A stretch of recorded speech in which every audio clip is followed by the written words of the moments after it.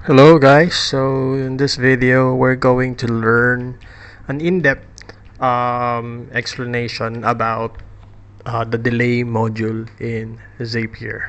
So ayan, si Zapier meron siyang tatlong klase ng delay.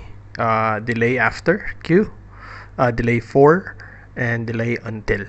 So pag-uusapan natin yung tatlo sa video na ito. So yan, let's start. So delay after, ginagawa siya or ginagamit siya dito, kunyari yan, delay after. Pag may mga information na parang pwedeng magsabay-sabay. Okay? So, kunyari ito, if 20 new leads join at once, so kunyari yan, na nag-send ng form, yung mga leads nyo, and 20. So, mangyayari, mag-spam yan.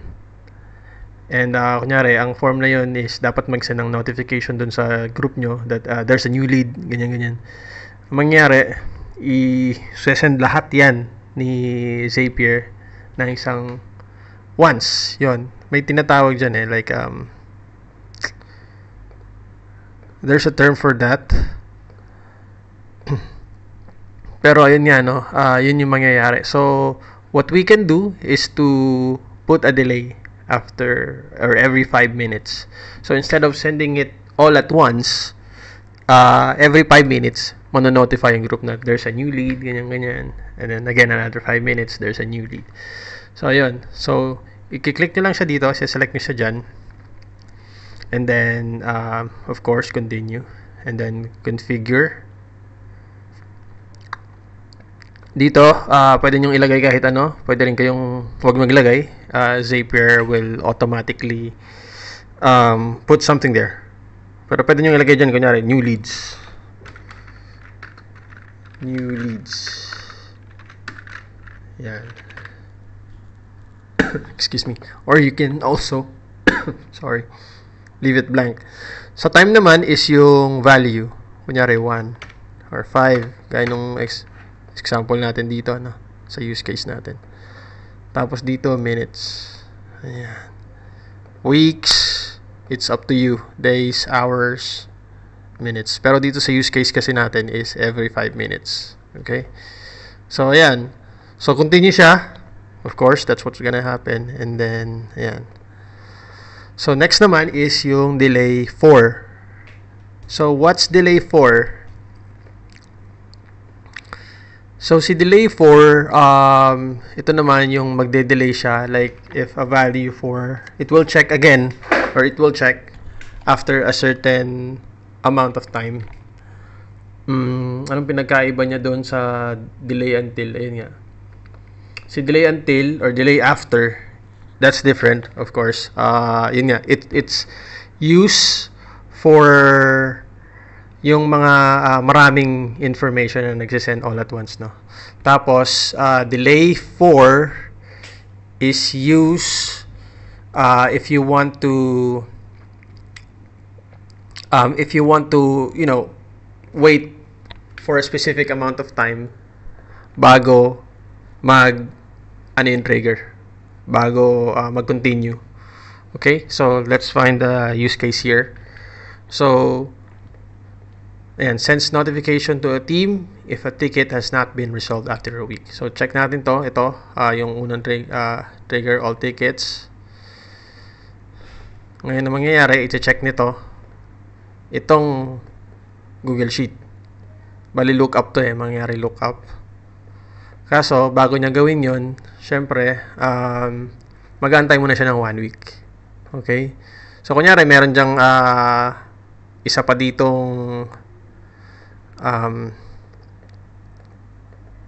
form yan, kunyari, form to.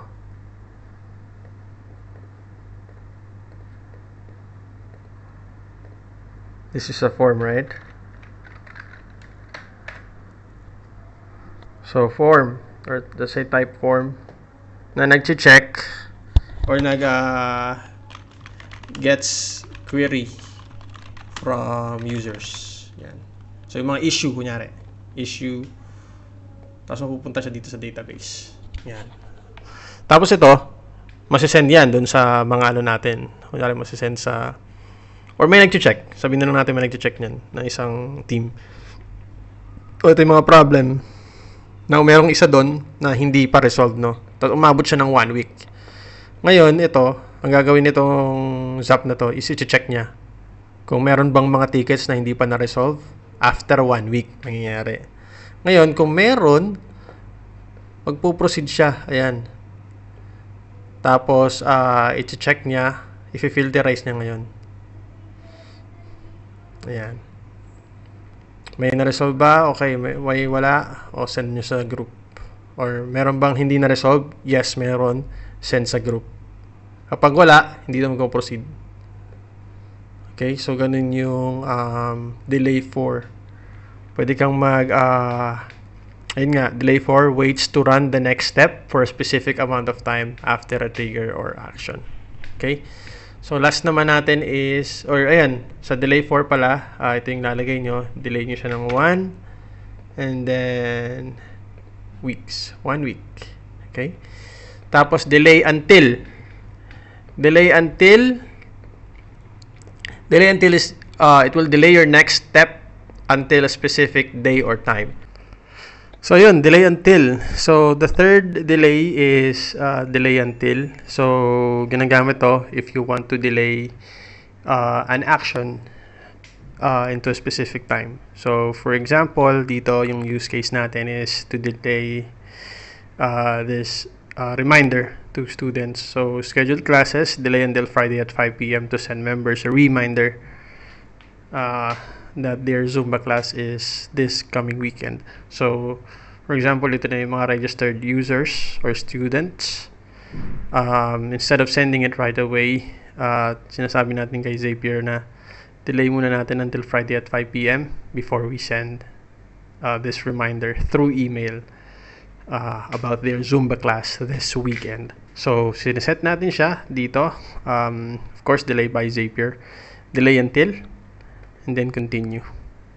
So, ang format nito is year, month, day, tapos yung oras. Yan.